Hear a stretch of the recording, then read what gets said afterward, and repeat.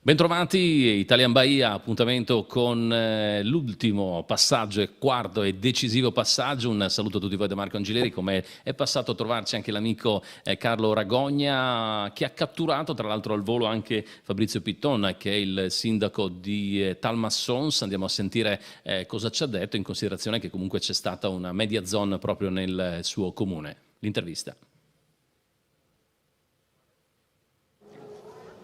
Eccoci qui di nuovo a Talmassons in piazza, l'arrivo del campione italiano in carica Emanuele Mengozzi, oggi sfortunato, però qui abbiamo l'onore di avere la navigatrice Elisa Tassile che corre in casa, persino il primo cittadino Fabrizio Pitton è venuto qui a farti gli onori. Allora, intanto Elisa, com'è andato questo giro? Questa decisamente meglio. A parte che nell'enfasi della rimonta abbiamo fatto un paio di errori che ci sono costati parecchi secondi, comunque stiamo andando bene, quindi cerchiamo di mantenere il passo. Dai, i conti si fanno alla fine, comunque qui a Talmassons ovviamente c'è un tifo particolare. Il sindaco, se vuol fare una domanda alla sua concittadina, volentieri. La domanda è, innanzitutto è un grazie ancora perché tu ci onori come comune e quant'altro. Dopo la meravigliosa esperienza che abbiamo avuto ai mondiali dobbiamo ringraziare chi ha voluto organizzare e toccare ancora il nostro percorso, quindi un grande grazie. E la domanda più semplice è: quanto ti piace questo sport? Direi tanto, soprattutto in casa ancora di più. Va bene, lasciamo alla concentrazione Elisa Tassile e Emanuele Mengozzi, in bocca al lupo per il quarto e ultimo giro del secondo Via dello Stella. Vediamo questo semplice simbolo della nostra terra che si chiama Terra di Risorgive, non so come le mettete, però insomma in caso, ecco, vedete voi. Ecco, era un modo per darvi un grande abbraccio e ci vediamo alla prossima. Grazie, ciao. Beh, non è da tutti poter correre in casa e soprattutto avere così il sindaco che ti affianca in questa maniera. Queste sono le classifiche, come possiamo vedere nell'ultimo passaggio c'è stato Kevin Mannocchi che ha firmato il miglior tempo, Emanuele Mengozzi con Elisa Tassile a 1,9, poi via via gli altri, Marco Zini che ha portato a casa un ottimo risultato. Alla luce di questo dovrebbe forse essere cambiato qualcosa, perché da questa classifica poi c'è stata una penalità. Comunque chiedo conferma anche a Carlo. Mannocchi, no, è già quella giusta questa, perché giusta. C'è stata una penalità, mi sembra proprio per Cisella, o dico bene? Esatto, c'è stata una penalità, come potete vedere nella classifica, di 1 minuto e 10, evidentemente un anticipo, un ritardo, un controllo orario per l'argentino che comunque sta facendo un garone eccezionale per la prima volta che viene qui in Italia a correre. Questo mezzo, questo Can-Am Maverick, che tra l'altro l'ha preso a Pordenone, quindi mi è stato rivelato da Michele Mannocchi che è stato appena acquistato, e quindi l'argentino si sta facendo la prima esperienza con Roberto Briani. Questa è una classifica che sorprende un po' rispetto a quello che erano i nostri pronostici, ma sappiamo che Emanuele Mengozzi ha avuto un problema di idroguida e quindi non ha potuto effettuare il secondo passaggio, prendendo una penalità forfettaria che l'ha relegato indietro in classifica. E abbiamo questo ragazzino terribile che era già stato grande protagonista all'Artugna in primavera, poi all'Italian Bahia mondiale, e oggi ha una chance addirittura di vincere una gara quando lui è nato, ricordiamolo, il 4 marzo 2008, quindi a 17 anni, è nato lo stesso giorno di Lucio Dalla. Chissà, un'apparizione, io penso alla grande canzone di Lucio Dalla, e quindi insomma io mi sono permesso di dargli un consiglio da adulto. Lo abbiamo sentito prima. Ma c'è la sorella comunque che ci pensa a tenerlo a bada, perché in effetti gli basta guidare con accortezza, ha un margine di sicurezza. Sul padre, tra l'altro, sarebbe anche abbastanza curioso che il padre andasse a catturarlo. Ecco, visto che Cisella da secondo con la penalità è rimbalzato a 2 minuti 50. Beh, c'è da dire anche che Marco Zini è andato dietro anche per una penalità di 3,20, era a portata di podio anche lui, tolto dai giochi completamente, purtroppo per lui, dopo che aveva preso veramente le misure negli ultimi passaggi. Ce l'ha detto, è partito veramente male, molto male, uscita dei dritti, ha preso le rotoballe nel primo passaggio, poi via via si è migliorato fino a che è riuscito comunque a portare a casa un terzo posto a 16 secondi da Kevin Mannocchi, perciò un piazzamento rendimento di prova alla terza, veramente ottimo, però come possiamo vedere avrebbe potuto lottare per il podio se non fosse arrivata quella penalità di 3,20 che praticamente lo ha tolto dai giochi del podio. Senz'altro, questo per quanto riguarda Marco Zini. E i Trivini, i due cugini di Mantova, cosa posso dire io dal mio punto di vista? Premiati dalla costanza. Premiati dalla costanza, ma loro che sono fuoristradisti da sempre, su un percorso così prettamente realistico, pagano forse un po' un certo tipo di guida, devono ancora prendere dimestichezza con questo Can-Am Maverick, però sono lì, si giocano il podio, come vediamo adesso per il secondo, il primo e secondo sembra una lotta in famiglia, poi tra Cisella e Trivini ci sono 9 secondi, quindi insomma è tutto ancora da giocare. E poi c'è questa quinta posizione, primo del T1 per Fabio Sams, il triestino, con Mirko Brum, che lo sappiamo è un giovane navigatore di Pordenone cresciuto all'Italian Bahia. Ci fa quindi molto piacere vederlo così in classifica. Tra l'altro Mirko Brum, che ha navigato anche Emanuele Mengozzi al Bahia, quindi Mirko, ed hanno vinto lo scorso anno proprio qua al Bahia del 2024, Bahia dello Stella, c'è un bel ricordo che ha di questa gara. Esatto, questo a riprova insomma del manico anche di Mirko Brum come navigatore. Lui cerca una chance da professionista, non l'ha mai nascosto, si sta preparando per questo e noi ovviamente glielo auguriamo. Certo, e soprattutto con il ricordo di un ragazzo che è cresciuto a Pane e Bahia sarebbe una bella soddisfazione per tutto il movimento regionale, che poi sostiene con 3 gare quello nazionale, perché ricordiamo che qua si è partiti a marzo con l'Artugna Race, il primo appuntamento del campionato italiano, per poi passare dalla prova in Sardegna e ritornare di nuovo a luglio con la gara valida per il campionato italiano, ma anche per la Coppa del Mondo, per poi così transitare per la Bassa Friulana con questo appuntamento e concludere all'estero al Race of Champions in Ungheria. Perciò 3 tappe su 5 in Friuli Venezia Giulia vuol dire avere anche così il pallino del gioco per qualcuno, anche se poi le prove sono molto diverse fra di loro, perché una potrà sembrare come nome Bahia di Primavera o Italian Bahia, poi Artugna Race, ma sono completamente diverse per quello che è il fondo di gara, uno piatto, veloce, quasi realistico, l'altro molto più scavato,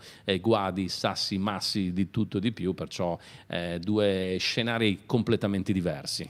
Sì, quello che mi sento di dire è che il Fuoristrada Club 4x4 Pordenone, che ha inventato l'Italian Bahia ancora nel 1993, poi ha fatto scuola e nel tempo ha cresciuto altri organismi, altri appassionati come i Motori della Stella, che dall'anno scorso organizzano questo Bahia dello Stella e che collaborano anche nell'organizzazione della tappa mondiale di specialità.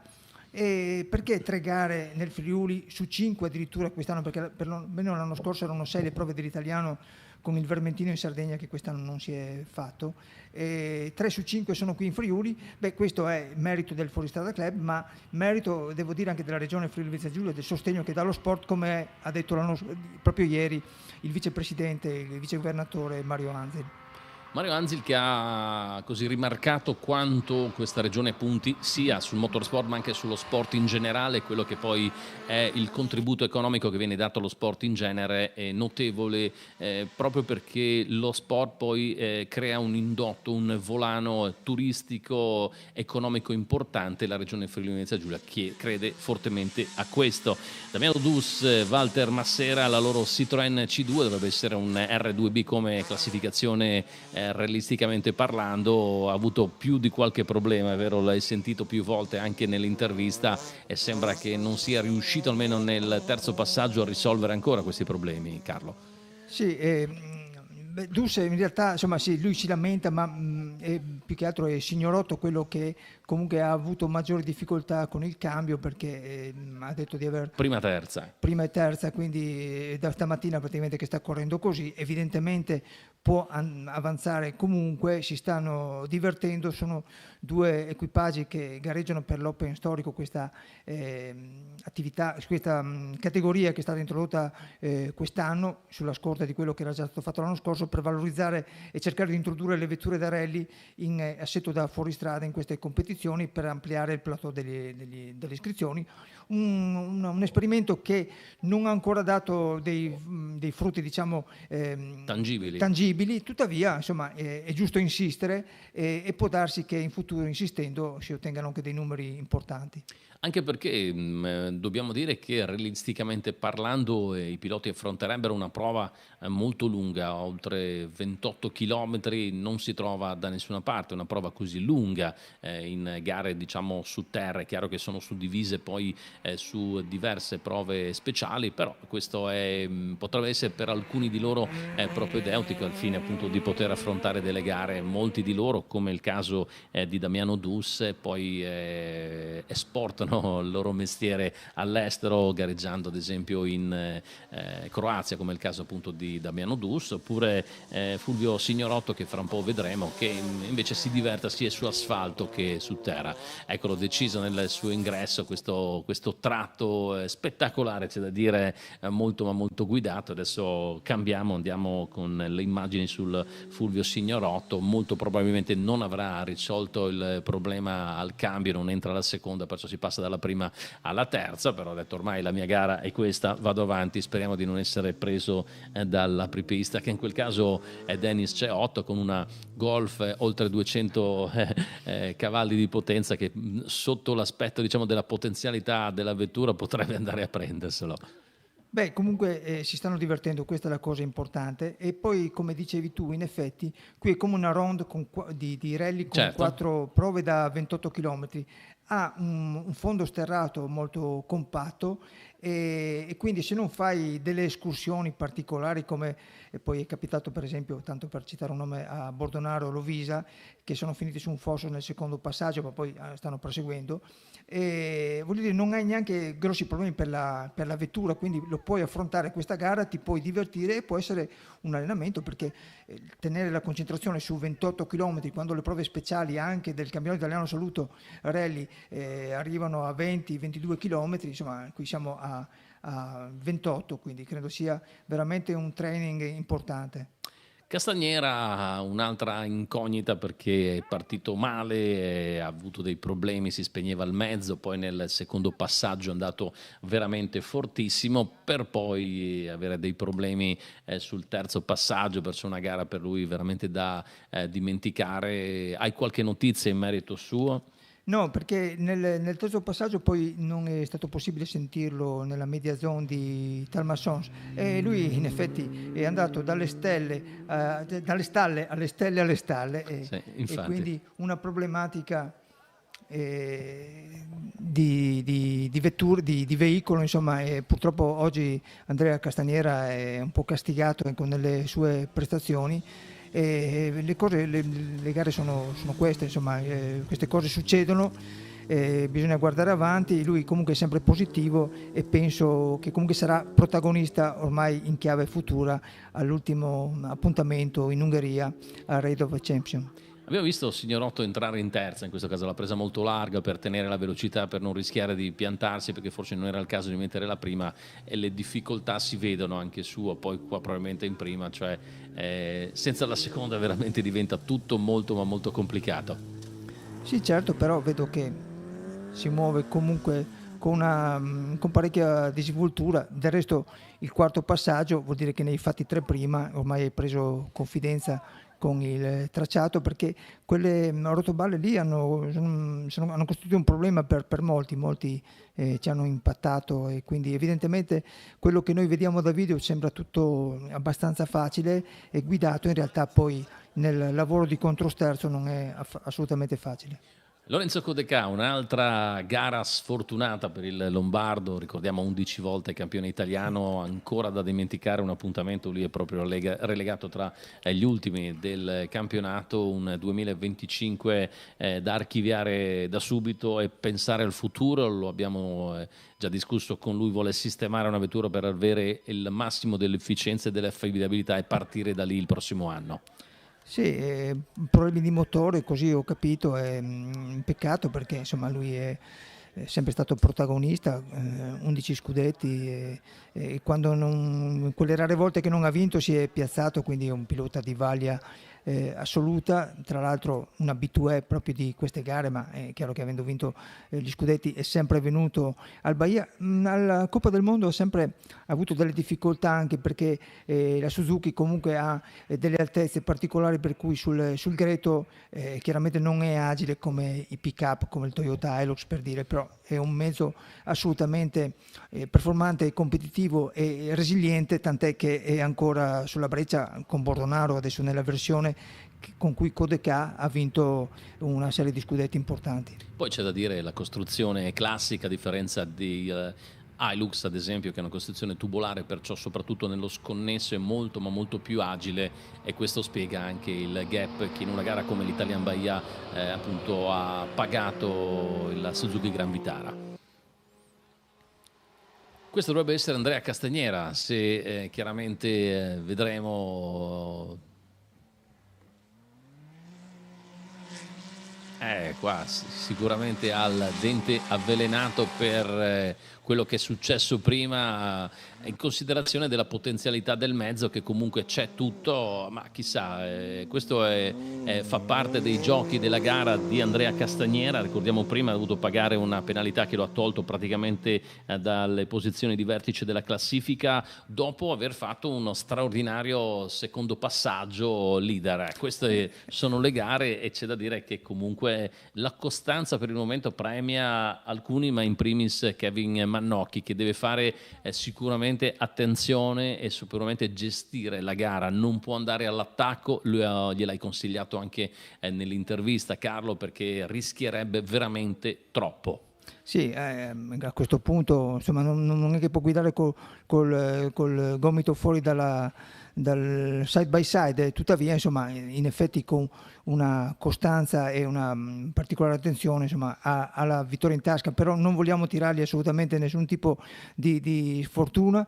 Devo dire che Castagnera stava facendo un garone, con il secondo passaggio si era portato a meno di 30 secondi da Manocchi, quindi a metà gara era tutto da giocare, e poi sai, quando sono così vicini la pressione uno sull'altro può indurre in errore. Castagnera invece ha avuto degli evidenti problemi, e Manocchi in questo momento resta la spianata, però è ancora un ragazzino. Adesso era emozionato perché mentre stamattina era rilassato, si stava divertendo, adesso lui sicuramente alla guida ha un carico di responsabilità ha un carico importante. di responsabilità, e penso che stia sudando sotto la tuta, al di là di quella che è la temperatura nell'abitacolo, perché oggi è una giornata veramente calda. Guarda come entra Castagnera a dente avvelenato, perché dice ok, sono fuori dai giochi ma voglio dimostrare di andare forte, e lo sta facendo, perché effettivamente dopo quel colpo che non ci voleva vuole assolutamente divertirsi e far divertire anche il pubblico.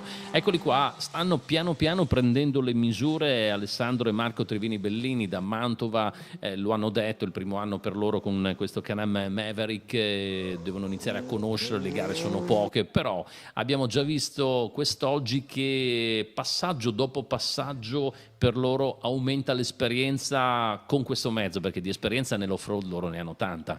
Si spiegavano alcuni piloti esperti di side by side vehicle che il mezzo è leggero, agile, che ti consente di arrivare proprio all'ultimo nella staccata, ma c'è da prendere confidenza per arrivare in frenata all'ultimo momento, e dove è lì che guadagni, perché poi sul dritto le velocità sono standardizzate, non è che puoi guadagnare o perdere più di tanto, è proprio nella frenata, nella staccata, quando ci sono le inversioni, è lì che guadagni, è lì ovviamente che esalti l'abilità dell'equipaggio, del pilota in particolare.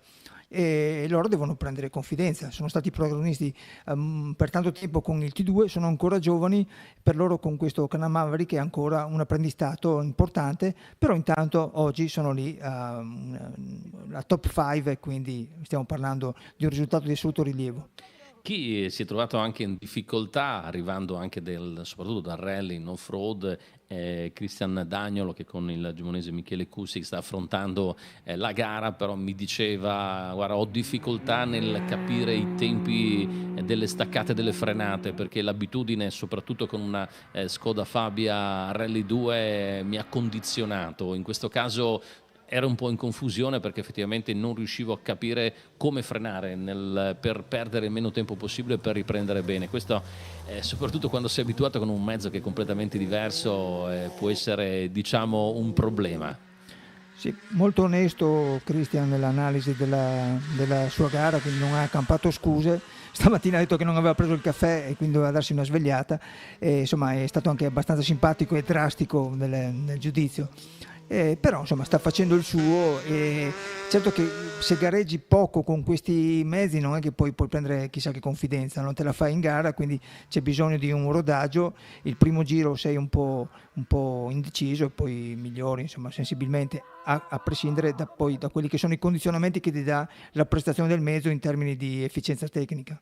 Certo, un equilibrio perfetto per questi side by side, peso-potenza. Ricordiamo che danno del filo da torcere ai mezzi più classici di off-road.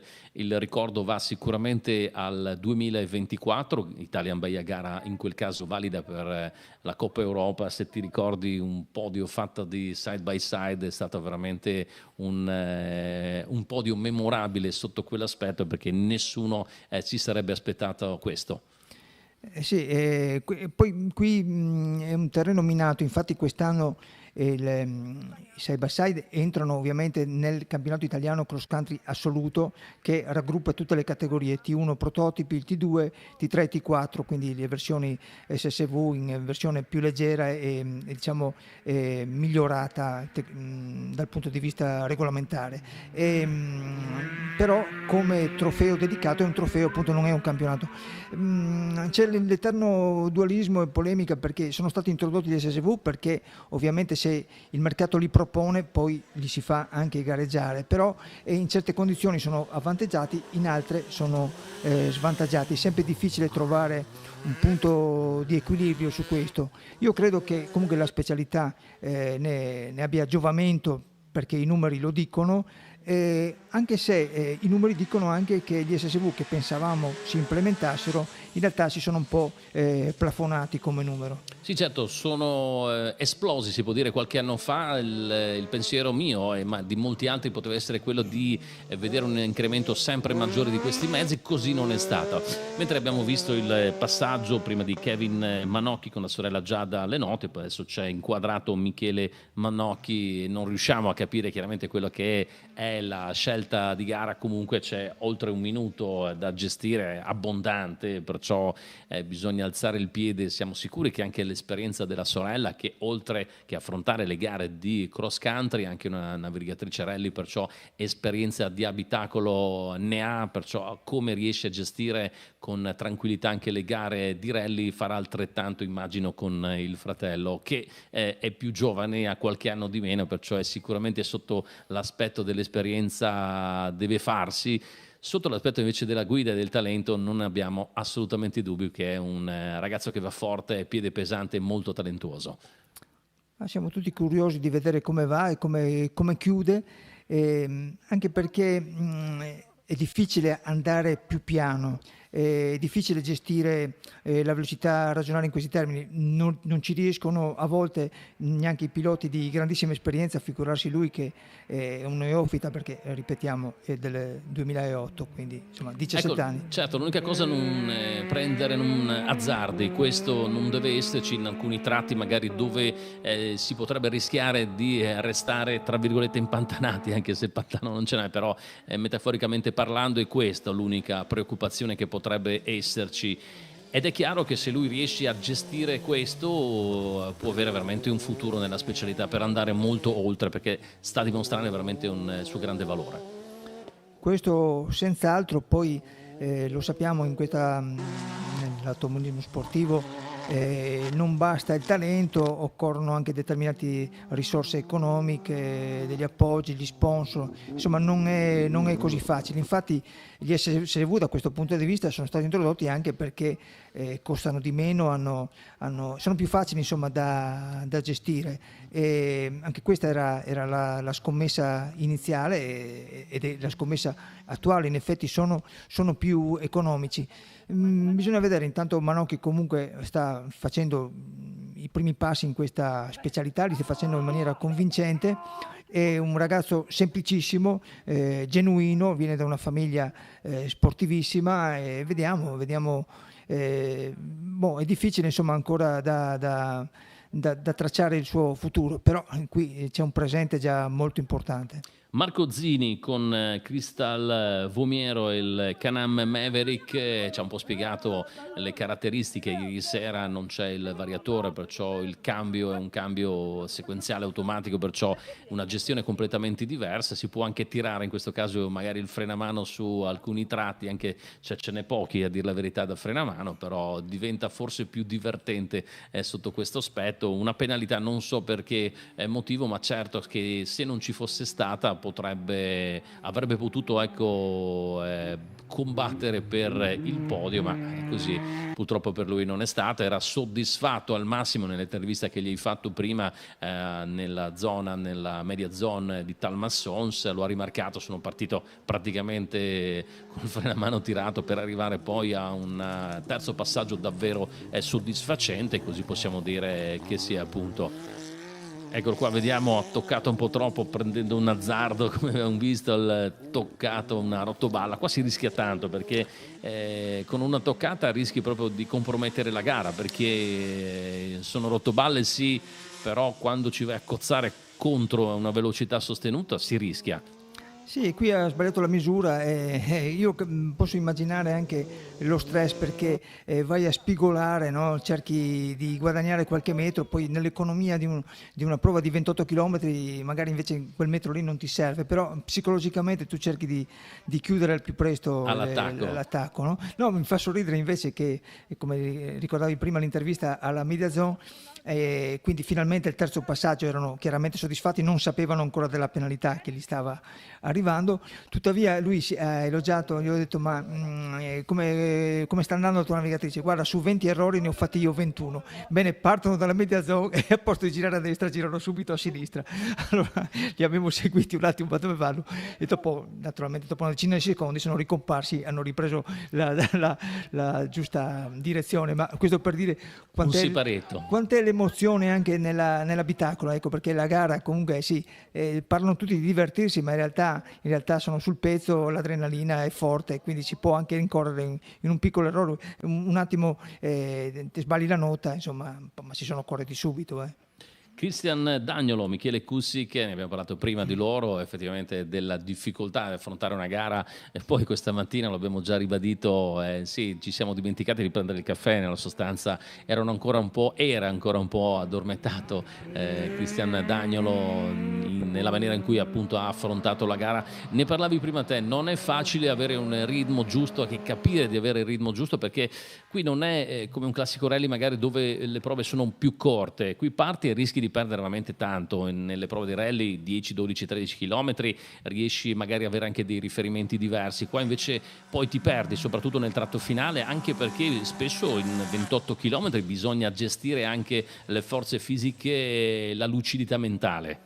Sì, è così in effetti. Allora, a differenza dei rally, poi nei rally hai pochi chilometri per recuperare, quindi quel tempo che perdi poi non hai margini per recuperare. Qui invece, essendo tanti chilometri, se puoi perderne tanti, ma hai ancora margine per recuperare, perché insomma anche nelle classifiche noi dobbiamo sempre andare cauti, perché quello che vediamo subito dopo l'arrivo è una classifica, poi dobbiamo aspettare le penalità e varie cose, perché la gara è lunga, su 28 km ci sono tante situazioni, a maggior ragione perché abbiamo citato più volte il mondiale dove alcuni settori selettivi sono superiori ai 70, agli 80 km o 60 comunque, lì ci sono tante componenti, per cui in effetti la classifica, come prima Marco Zini, a cui avevo detto ti stai lottando per la piazza d'onore, non era sbagliato, perché comunque può lottare autenticamente per la piazza d'onore, però non eravamo ancora consapevoli della penalità che aveva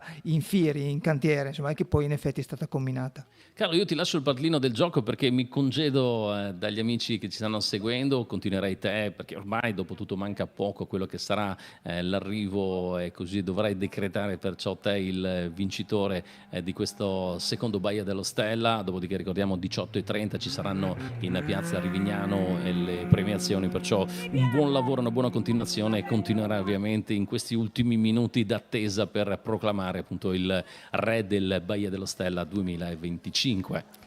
Marco Angileri, io non posso che ringraziarti, mi dai una bella responsabilità perché per me insomma la diretta è un'ospitata molto gradevole, però insomma ho una bella responsabilità che accolgo con favore, insomma siamo qui, quello poi di proclamare il siamo vincitore. anche noi qui per giocare, per proclamare assolutamente il vincitore del secondo Baia dello Stella. Quindi proseguo e passami i tuoi appunti. Certo. Ecco, ritorniamo perciò sul live della gara, arriva il mio saluto e continuiamo dunque di nuovo con questa diretta assieme a Carlo Ragogna.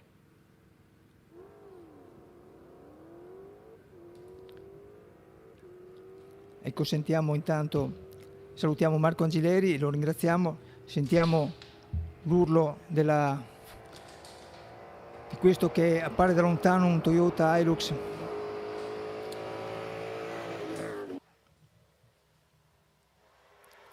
Un mezzo assolutamente performante. Qui Emanuele Mengozzi con Elisa Tassile, come è stato più volte ribadito nei giri precedenti. Loro non hanno potuto effettuare il secondo passaggio per un problema all'idroguida che ha condizionato tutta la loro gara, però come abbiamo anche in quel caso ribadito, i conti si fanno solo alla fine e potrebbe essere che comunque un piazzamento di Mengozzi gli dia dei punti importanti per le classifiche di campionato. Prima di questa gara lui è partito con un vantaggio piuttosto consistente su Alfio Bordonaro. Non abbiamo voluto esagerare sui pronostici, ma questa è chiaramente un match ball, per essere in metafora tennistica, visto che abbiamo il nostro grandissimo Jannik Sinner, che ormai siamo diventati tutti tifosi di tennis. Questo è un match ball per il campionato e vediamo insomma, perché Mengozzi in effetti questa mattina è rimasto sorpreso dall'idroguida dopo aver fatto lo scratch, il graffio, il miglior tempo sul primo passaggio.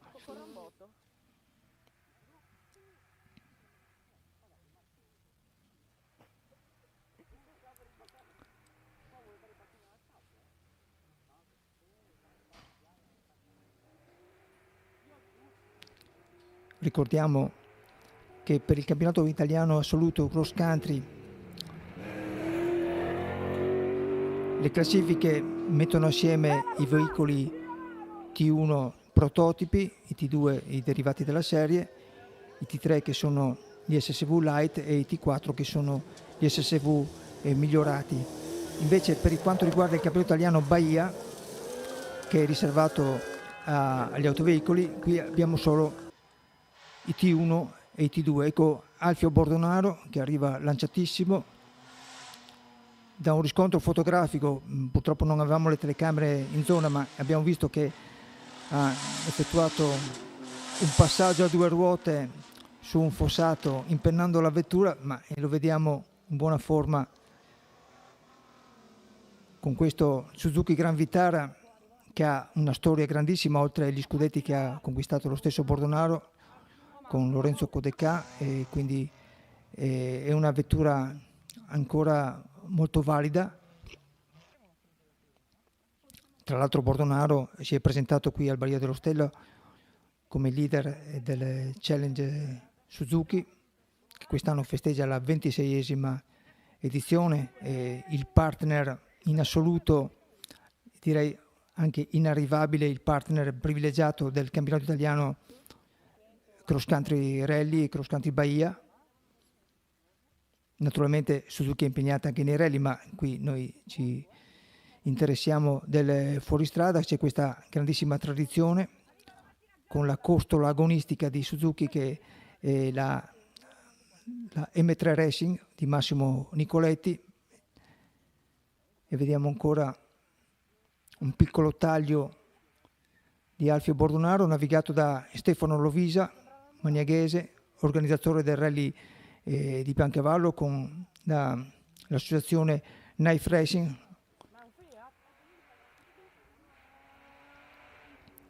Del resto la contaminazione tra fuoristrada e rally attraversa questa specialità a più livelli.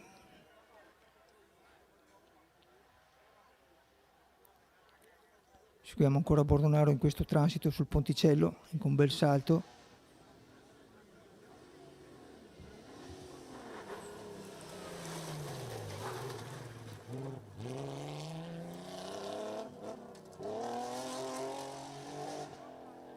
Ecco, Bordonaro si è tenuto a debita distanza dalle rotoballe per non pregiudicare il suo mezzo.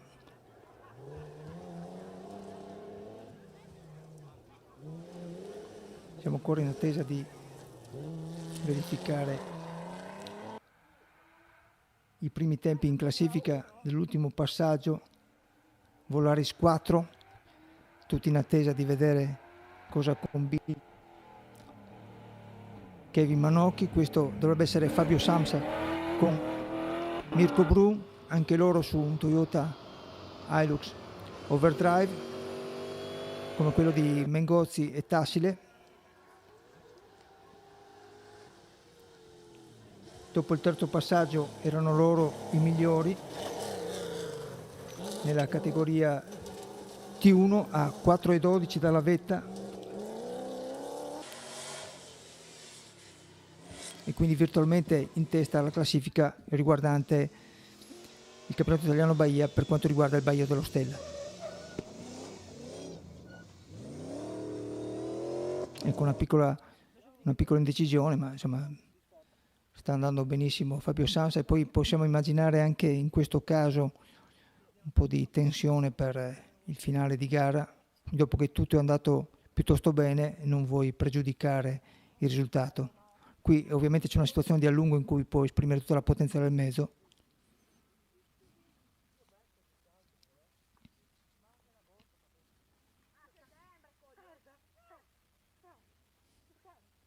Qui la rotoballa è messa chiaramente per, e con una piccola indecisione speriamo, no, ecco è ripartito. Basta sto filo, mi ha rotto i coglioni. Non lo taglio? Oh, a fine gara lo tagliamo. No, non c'ho le forbici. Qualche problema? No, adesso ha ripreso velocità.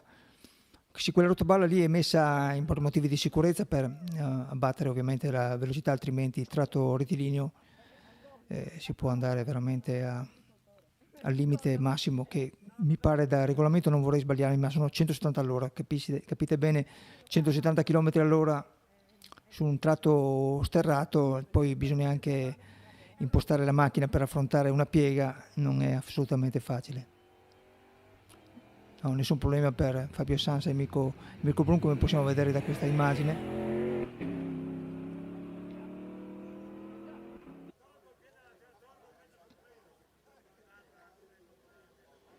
Vediamo il salto, che loro staccano tutte le 4 ruote dal terreno.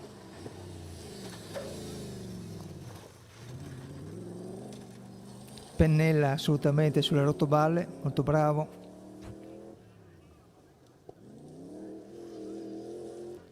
La polvere impedisce a noi, figurarsi a loro, di vedere in questo momento il tracciato, ma insomma da questo punto di vista è comunque un momento altamente spettacolare.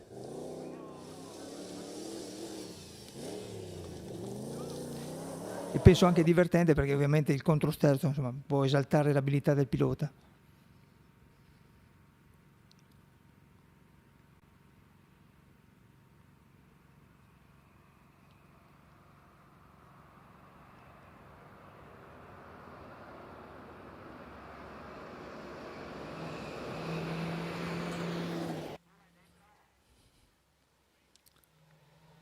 Attendiamo di individuare chi è alla guida di questo Suzuki Vitara.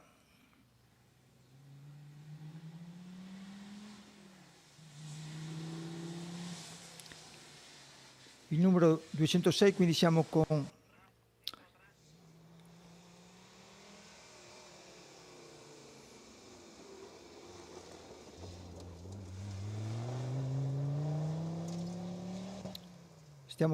Stefano Sabellico e Andrea Taloni.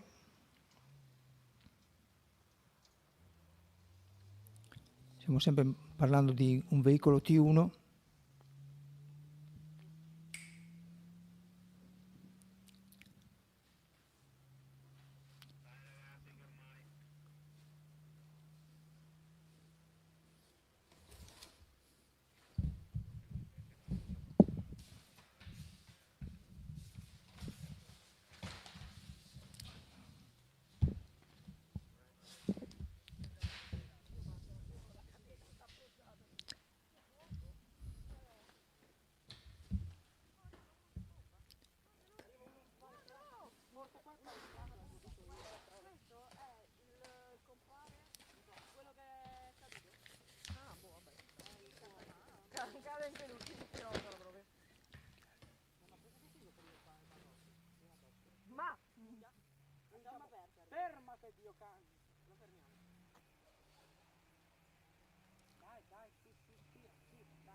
Perdonate l'incertezza, ma nel bello della diretta c'era bisogno di recuperare gli occhiali,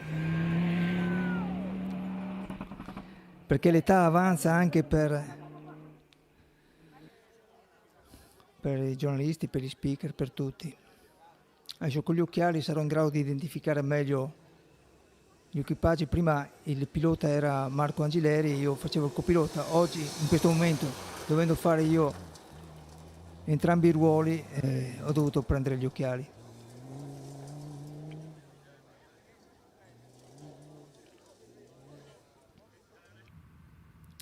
Gara che comunque si sta avviando alla conclusione. Più tardi alle 18:30 è prevista la premiazione in piazza a Rivignano. Ecco qua finalmente che compare una classifica. Azzardiamo perché, ripeto, c'è sempre la possibilità che vengano comminate delle penalità, quindi la classifica ufficiosa vede Kevin Manocchi, ripeto, 17 anni, vincitore assieme alla sorella Giada, con il tempo totale di 1 ora 22 minuti 50 secondi e 2 decimi con il loro Yamaha YXZ1000R. Ecco, è una notizia importantissima che, se la specialità fosse seguita ad alto livello, io credo che meriterebbe un richiamo nei principali TG nazionali, perché qui stiamo parlando di un 17enne che vince una gara valida per un campionato italiano assoluto.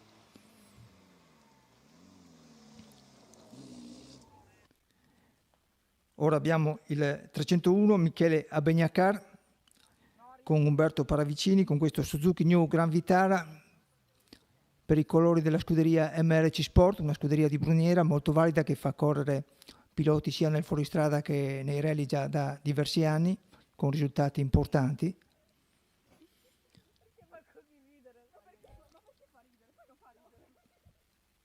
Non azzardiamo il podio provvisorio perché in questo momento abbiamo Trivini secondo e Castaniera terzo, ma devono ancora entrare i tempi degli altri, ma senz'altro ci sentiamo di dire che Manocchi, che ha confermato sempre un tempo intorno ai 20 minuti, in questo caso 20:33,7, ma in linea con i passaggi precedenti, quindi non ha perso tempo come era ampiamente previsto, perché al di là di tutto è più difficile andare piano, e quindi lui ha comunque tirato giù il tempo, e quindi lui ha fatto 21:20 stamattina, 20:36 al secondo passaggio, 20:19 il terzo, 20:33 il quarto, quindi una costanza di rendimento encomiabile per questa prima vittoria assoluta, ripeto, che per un 17enne è qualcosa di sensazionale.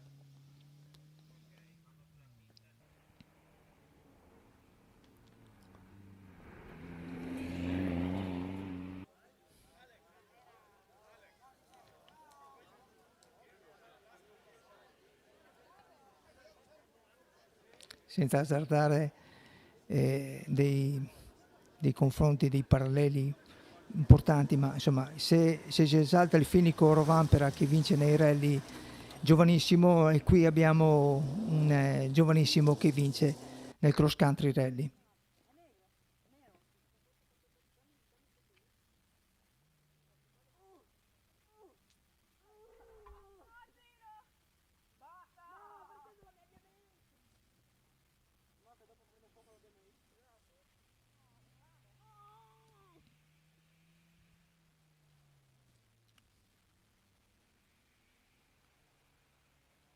immaginiamo l'emozione a Casamanocchi, che è un po' anche l'emozione nostra, perché anche questo giovanissimo pilota e Papa Michele hanno reso importante sia l'Italia Bahia di primavera che l'Italia Bahia di Coppa del Mondo, quindi danno il loro contributo in termini di partecipazione, e ora i risultati che stanno maturando sono sensazionali, ma sono parte di un percorso piuttosto consistente e ormai verificato.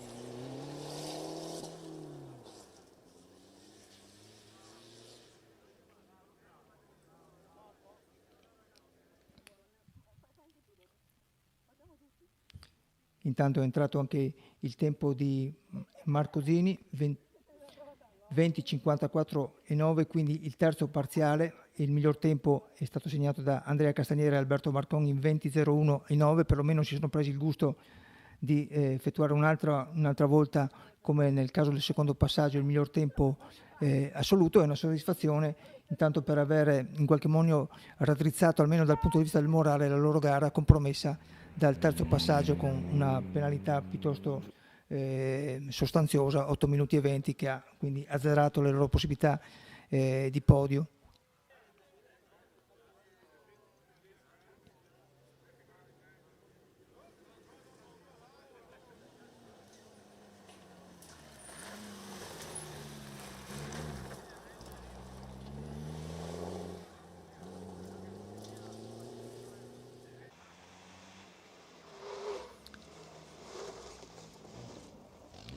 Vediamo Stefano Moro e Simona Morosi con questo Mitsubishi Pajero che introduce i veicoli TH. Quest'anno c'è un campionato dedicato ai veicoli storici, diciamo di scaduta omologazione, ma insomma questo è riduttivo, sono dei veicoli ancora performanti. Questo mezzo è preparato dall'R-Team, un'altra scuderia, un altro preparatore storico della specialità, e non parliamo solo di livello italiano ovviamente, ma di livello internazionale, mondiale, con impegno plurimo alla Dakar, che è sempre il punto di riferimento per tutti. Stefano Moro e Simona Morosi, mentre ora vediamo in azione un Defender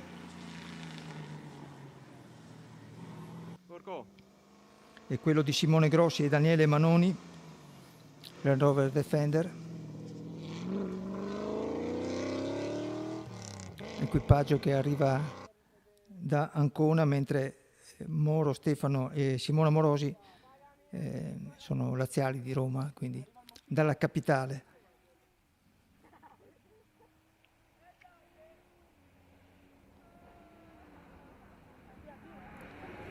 Campionato storico che ha dato sfogo alla passione di chi aveva dei mezzi ancora competitivi e non poteva gareggiare, diciamo, era penalizzato nelle categorie T1 e T2, estromesso dai campionati assoluti. È stato creato un tricolore assoluto dedicato con grande soddisfazione. Infatti i numeri di partecipazione sono numeri importanti, e questo ovviamente aiuta anche gli organizzatori del Baia dello Stella come delle altre competizioni del campionato.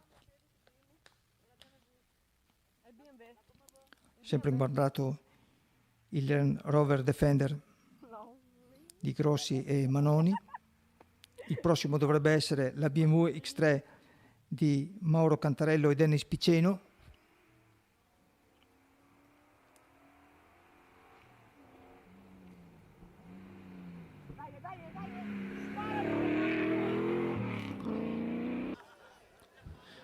Ogni tanto possiamo sentire anche delle espressioni colorite del pubblico che sta seguendo la gara.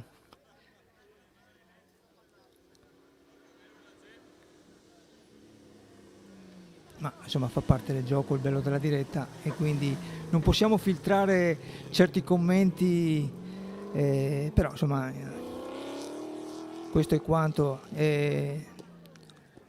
Vogliamo subito manifestare la nostra assoluta irresponsabilità al riguardo. Vediamo chi si palesa ora all'orizzonte. Sì, in effetti è il BMW X3 di Mauro Cantarello e Dennis Piceno. Anche Cantarello è un grande frequentatore della specialità.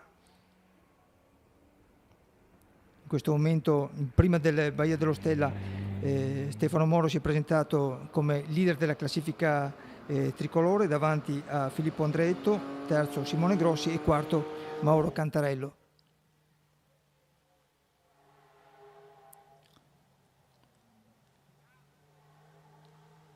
Questo è un altro mezzo che vediamo a la preparazione R-Team.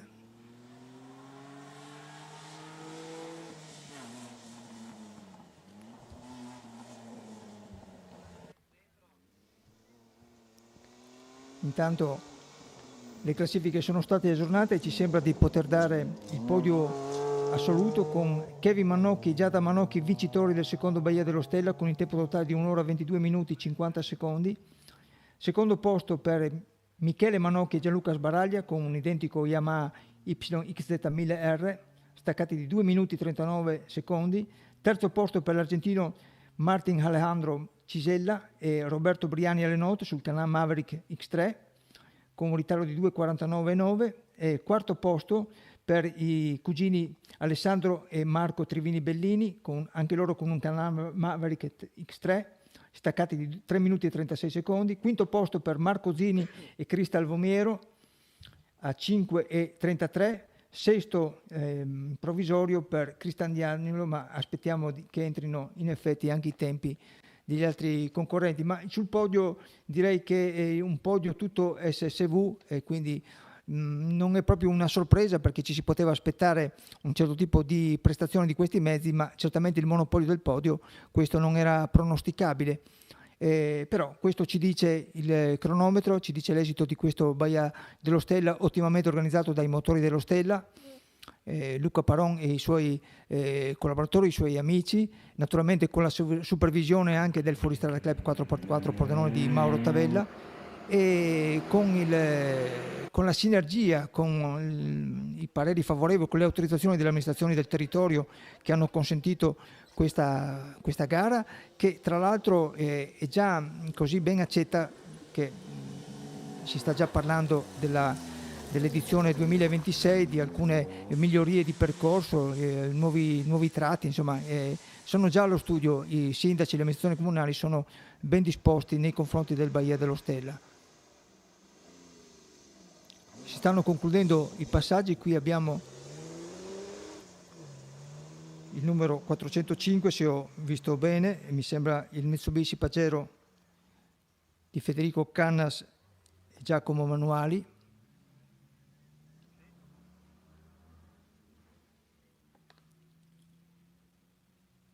Cannas dalla Sardegna, questo è una splendida presenza dall'isola dei Quattro Mori, anche perché il suo apprezzamento sul percorso, lui che viene dalla Sardegna dove ci sono degli sterrati magnifici, comunque ha avuto parole di elogio per il Baia dello Stella.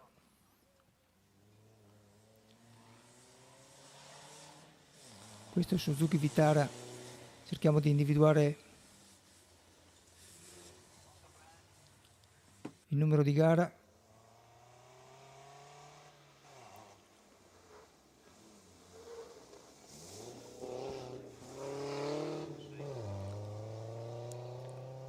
E la 406 di Claudio Allegranzi e Sandra Castellani, l'equipaggio canevino da Caneva, quindi provincia di Pordenone, storicissimi dell'Italian Baia, presenti addirittura nella prima edizione del 1993.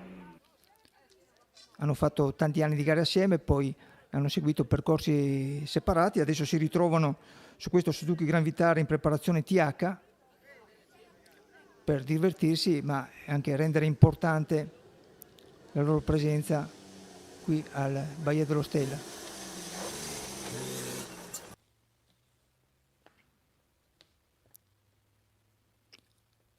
Intanto la classifica si aggiorna. Mengozzi in questo momento è ottavo, però devono ancora comparire i tempi degli altri, per cui è pensabile che arretrerà ben oltre la 10ª posizione, però comunque può raccogliere punti per la classifica, soprattutto per il campionato Bahia, dove ci sono i veicoli T1 e T2 in lizza, mentre se torniamo sul tracciato e togliamo le classifiche, vediamo di nuovo Allegranzi e Castellani in azione.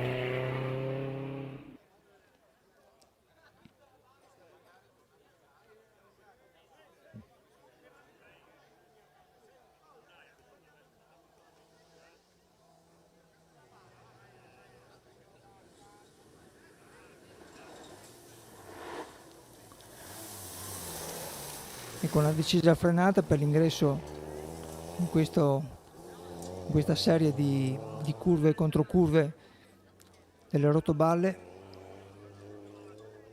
un tratto creato anche per lo spettacolo, ma ovviamente questa polvere non ci fa così prendere veramente l'evidenza di come stanno guidando.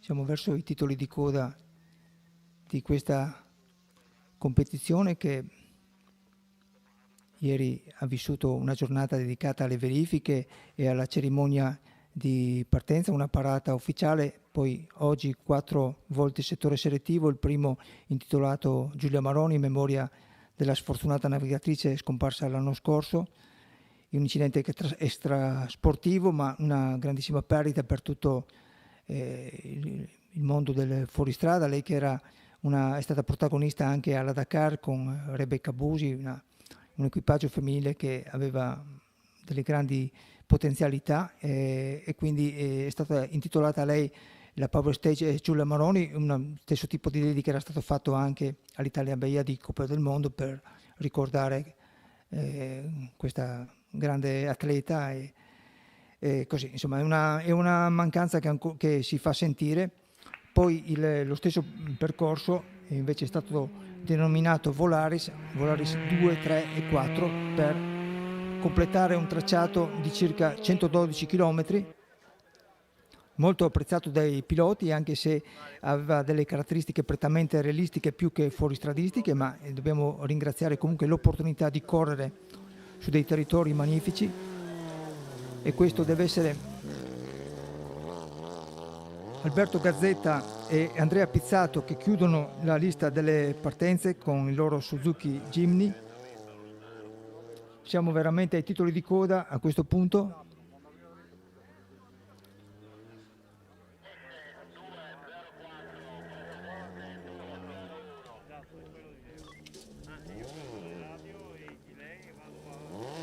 Ecco, con Alberto Gazzetta e Andrea Pizzato si sta per concludere questa diretta dedicata alla seconda edizione del Bahia dello Stella con epicentro Riviano Teor, la bassa friulana che è stata attraversata da questo tracciato meraviglioso. Lo dicono i piloti, non lo dico io, quindi abbiamo una serie di highlights per ripercorrere adesso quelli che sono state le fasi più salienti della gara, una gara che diciamo ancora è stata vinta da Kevin Manocchi e Giada Manocchi, fratello e sorella di Portogruaro, due giovanissimi, il pilota 17enne, la sorella credo sia classe 2003, quindi 22 anni, giovanissimi loro, ma molto bravi nella conduzione del mezzo di questo Yamaha YXZR 1000R, con cui hanno vinto il secondo Bahia dello Stella. Una notizia importantissima, io spero che venga rilanciata ad alto livello, perché ripeto, un 17enne alla guida vince una gara del campionato italiano assoluto cross country, e oggi c'è stata sfortuna per altri, merito loro di non aver sbagliato nulla. Il tempo totale dei vincitori 22 minuti e 50 secondi. Il padre Michele Manocchi con Gianluca Sbarelli a notte, staccato di 2 minuti e 39, quindi c'è un margine piuttosto importante anche sul secondo arrivato. Terzo l'argentino Martin Alejandro Cisella e con Roberto Briani su un Can-Am Maverick. Non abbiamo certezza delle altre posizioni di classifica, perché la classifica è ancora in divenire, poi ci potrebbero essere ulteriori penalità, ma ci sentiamo di spendere come certezza questo podio, che consegna quindi un trio di SSV, di side by side vehicle, in testa ai vincitori sul podio del secondo Bahia dello Stella, organizzati dal Motori dello Stella. Una organizzazione impeccabile secondo i piloti, in un contesto molto apprezzato di pubblico e di curiosi, di appassionati.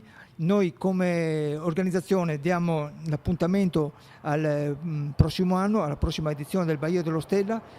Ci saranno delle novità per quanto riguarda la stagione 2026. Seguiteci sui canali social, daremo per primi le notizie e poi anche a livello ufficiale. Da Carlo Ragogna, un po' impacciato in questa chiusura senza lo speaker ufficiale Marco Angileri, comunque un ringraziamento all'equipe di Fortunato Mattiazzo e un saluto a tutti i telespettatori. Grazie.